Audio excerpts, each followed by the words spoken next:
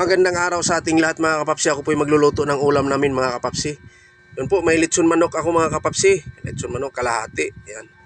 Ngayon, pumunta ako ng palengke mga kapapsi kasi gusto ko lagyan ko siya ng gulay. Gusto ko yung may sabaw, kunting sabaw lang. Yan, may pitsay tayo, may patula tayo, may sutanghon tayo mga kapapsi. Kasi ang gagawin kong recipe, chicken sutanghon, kaso lang may patula.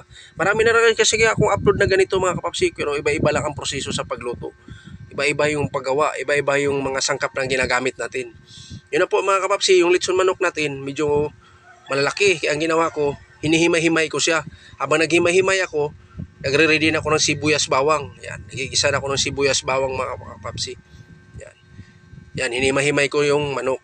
Tapos, maya-maya na natin siya haluin. Hayaan lang natin yan para pumapasok yung aromatics ng ating mga ricados. Yan. Maganda sana to mga kapapsi kung mayroon tayong tuyo, patis. Ang ginawa ko na lang tuyo. Ganda sana kung may patis tayo.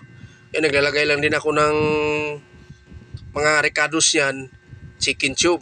Yan, may chicken tube akong natira. Ilalagay natin. Yan, naglalagay tayo at saka laurel. Maglalagay tayo ng laurel mga kapapsi. Yan. Yan, mabango yan siya mga kapapsi. Yan, mamaya muna haluin. Tapos lalagyan natin siya ng sabaw, tubig. Tansa-meter lang ginagamit natin mga kapatid. Kung gusto niyo medyo marami-raming sabaw o kunting-kunting sabaw, tansahin lang niyo, dadagdagan na lang pag hindi pagod. Yan po mga kapatid, kunting halo na lang yan mga kapatid. Luto na po yung ating manok, litson manok natin. Ngayon, isusunod natin yung sutanghon. Ilalagay natin yung sutanghon mga kapatid. Yan. Bumili ako na isang balot sa palengke para lang mayroon lang pamartner sa ating litson manok. Yan, hinugasan ko na rin yan, nakababad na rin yan yung sutanghon. Madali lang manluto yan mga kapapsi, yung sutanghon natin. Yan. Yung napakasimpleng ulam lang yan mga kapapsi. Yan.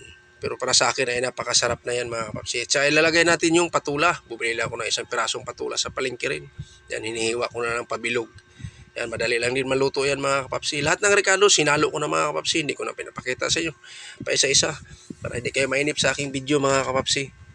Yan. Antayin lang natin siyang kumukulo mga kapapsi. Saka natin ilagay yung iba nating sangkap. Dahil ang ating recipe natin ay chicken sutanghon. Kaso lang may patula. With patula, nilalagyan ko na siya ng patula. Para maiba naman ang proseso natin mga kapapsi sa ating pagluluto. May mga upload na rin ako ng ganito mga kapapsi. Pero iba-iba po yung pagluto natin at proseso. Kung paano natin siya papasarapin. Yan, naglalagay po tayo ng bell pepper mga kapapsi, hindi ko sinabay sa pag-isa. At saka yung kamatis, hindi ko rin sinabay sa pag-isa. Dahil madudurog po yan mga kapapsi, sinadya ko siya pahuli. Yan, pabilog din yung hiwa ko. Yan. Yan, luto na ating sutanghon mga kapapsi. Kunting kimbot na lang yan mga kapapsi. Ready to serve na yan, ready to eat na rin yan mga kapapsi. Yan. Napakasimpleng ulam, ulam lang namin sa tanghalian. At saka yung pinakahuling sangkap natin na ilalagay ko ay pitsay. Yan, hiniwa ko lang siya ng papino para maalalasahan talaga natin at saka para pumantay sa ating recipe na chicken sutanghon na may patula. Yan. Yun na po mga kapapsi, update ko lang sa inyo ang aking kunting kaalaman sa pagluluto at ako po ay nagpapasalamat sa walang sawang suporta nyo sa akin mga kapapsi.